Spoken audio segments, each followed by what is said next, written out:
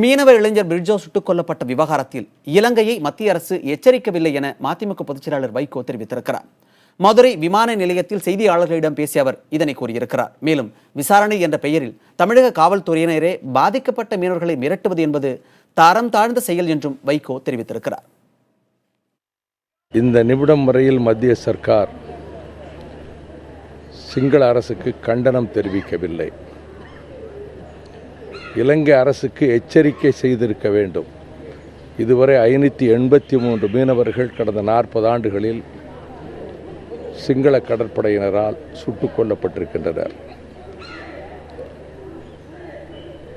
இதுவே வேறொரு மாநிலத்தில் இப்படி நடக்குமானால் மத்திய அரசு இந்த அணுகுமுறையை மேற்கொள்ளுமா? நான் கேள்விப்படுகிறேன், காவல்துறையினர் அந்த படகிலே சென்ற மீனவ சகோதரர்களிடம் நீங்கள் என்ன செஞ்சீங்க, நீங்கள் வம்பிழுத்தீங்களா, என்ன காரணத்துக்காக சும்மாவா சுடுவான் என்று கேட்பது மிக மிக வெட்கக்கேடானது.